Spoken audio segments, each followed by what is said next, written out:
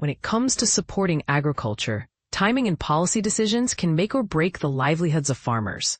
Minnesota's agricultural community has been holding its breath for a comprehensive farm bill that could address their mounting concerns ranging from fluctuating commodity prices to trade disruptions.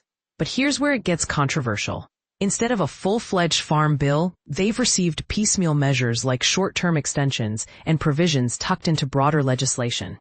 Enter President Donald Trump's massive budget reconciliation law, dubbed by some as the One Big Beautiful Bill, which includes $66 billion earmarked for agricultural programs.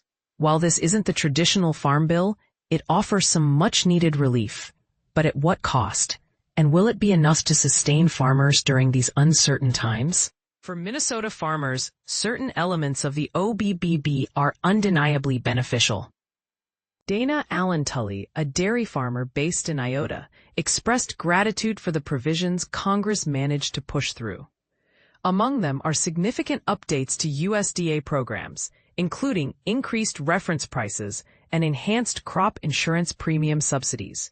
These changes directly benefit local producers. For instance, sugar beet growers in Minnesota stand to gain higher prices for their crops, while dairy farmers will enjoy a more robust dairy margin program designed to protect against drops in milk prices. Glenn G.T. Thompson, chairman of the House Agriculture Committee, even went so far as to call these measures 80% of a farm bill. Yet, despite these positives, many remain cautious about celebrating too soon. Why the hesitation? Inflation, volatile commodity prices, and Trump's tariffs have created an unpredictable environment for global trade, leaving farmers anxious about the future. Bob Worth, a soybean farmer from Lake Benton, highlighted one particularly impactful provision: the doubling of federal funding for agricultural trade promotion. This move aims to counteract the adverse effects of ongoing trade wars sparked by Trump's protectionist policies. We use those funds to develop international markets for ag, explained Allen Tully. The doubling of those dollars helps us get market access in other countries. Worth echoed this sentiment, noting that the boost in trade promotion funds to over $500 million will provide critical support. They haven't raised that price for 20 years, he said. With inflation, it was actually cut down to probably 40% of what it was. Now we're back stronger than what we were. Still, there's a lingering sense among Minnesota farmers that the OBBB doesn't go far enough. Dan Glessing, president of the Minnesota Farm Bureau Federation, emphasized that only a true farm bill can tackle the deeper structural issues facing agriculture today. The reconciliation bill, constrained by its focus on fiscal adjustments, cannot address essential policy reforms.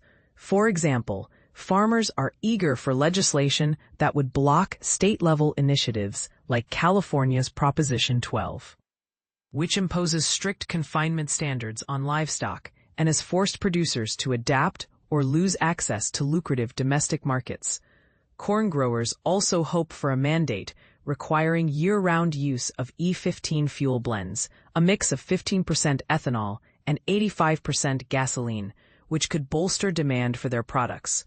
But here's the part most people miss. The funding for these agricultural supports comes with a catch. To offset costs, the OBBB includes cuts to food assistance programs such as SNAP, Supplemental Nutrition Assistance Program. This decision has sparked heated debate. On one hand, farmers recognize the importance of strengthening the farm safety net. On the other, they understand the value of SNAP, which benefits both rural and urban communities. Many congressional Democrats and some farmers are pushing to roll back these cuts in a future farm bill, traditionally a legislative vehicle for modifying food stamp programs. And then there's the elephant in the room: trade wars. While U.S. Deputy Secretary of Agriculture Stephen Vaden insists that Trump's tariff-heavy trade strategy will ultimately open doors for American agricultural exports, others aren't convinced. Randy Spronk, former president of the National Pork Producers Council, pointed out that retaliatory tariffs are already hurting his industry. "We're paying a 57% tariff going into China right now," he said. Governor Tim Walz summed up the frustration felt by many when he remarked, "Nobody wins a trade war." He warned that prolonged disputes lead to lost market access, pointing to how Brazil seized opportunities in China after U.S.-China relations soured. So is the one big beautiful bill truly beautiful for Minnesota farmers? It depends on who you ask. Some see it as a lifeline, while others view it as a temporary fix riddled with compromises.